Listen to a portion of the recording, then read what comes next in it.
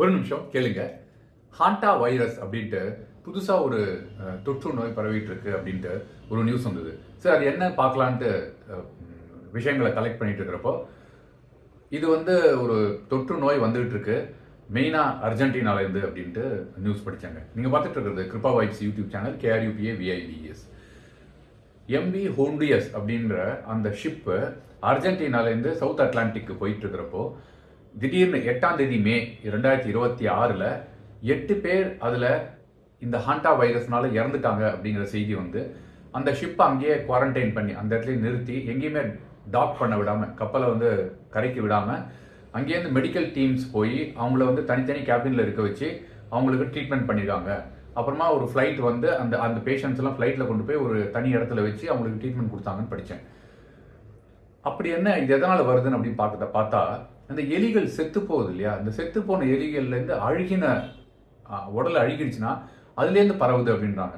இதில் ஒரு நல்ல விஷயம் என்னன்னா, மனிதர்லேருந்து மனிதருக்கு இது சுவாசத்துக்கு மூலமாக பரவுறது இல்லை. அதனால இந்த தொற்று ரொம்ப சீக்கிரமாக வராது. ஆனால் செத்த எலி இருந்ததுன்னா அதை நீங்கள் கையால் தொட்டிங்கனாலோ, அழுகி போயிருந்த ஸ்டேட்டில் தொட்டிங்கனாலோ, இல்லாட்டி மாஸ்க் போடாமல் ரொம்ப நாளாக மூடி வச்சிருக்கிற ஒரு குடவுனையோ ஒரு ஆஃபீஸையோ இல்லாட்டி வீட்டையோ நீங்கள் மாஸ்க் போடாமல் நீங்கள் சுத்தம் பண்ண முயற்சி செய்கிறப்போ அது உங்களுக்கு சுவாச குழாயில் வழியாக போயிட்டு லங்ஸ் அஃபெக்ட் பண்ணுது அப்படின்னு சொல்கிறாங்க.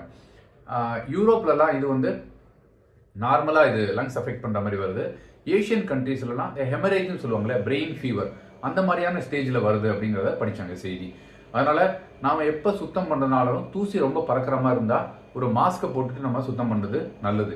அதே மாதிரி இந்த எலிகள் செத்தது அந்த மாதிரி இடத்துல நீங்கள் எடுக்கணும்னா ஒரு க்ளவ்வை மாட்டிக்கங்க. அந்த எலி நல்லா தூக்கி போட்டுருங்க. தூக்கி போட்டு கையை நல்லா அந்த க்ளவ்வையும் தூக்கி போட்டு கையையும் சுத்தம் பண்ணிடுங்க.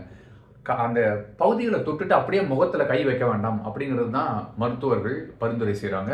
அந்த செய்தியிலையும் படித்தேன். அதனால் உடல் வலி வருமா, முதுகு பின்பக்கம் அந்த மாதிரி இடங்கள்லாம் கொஞ்சம் வலி, தொடைகள், அதாவது குவாட்ரிசெப்ஸ் சொல்கிறோம் இல்லையா, குவாட்ஸ், அந்த இடத்துலலாம் வலிகள் ஜாஸ்தியாக இருக்கும். இந்த ஒரு ஃபீவர் இந்த மாதிரியான ஒரு நோய் வந்தால் உடனே நீங்கள் மருத்துவர் அணுகி சாதாரண டெஸ்ட்லேயே நீங்கள் கண்டுபிடிச்சிடலாம் அப்படிங்கிறது. சிடி ஸ்கேன் பண்ணுவாங்க, இல்லாட்டி செஸ்ட் எக்ஸ்ரேயும் எடுத்து பார்த்தாலும் தெரிஞ்சிடும் அப்படிங்கிறது அந்த செய்தி படித்தாங்க. உங்கள்கிட்ட பகிர்ந்துக்கலாம்னு. Thank you so much.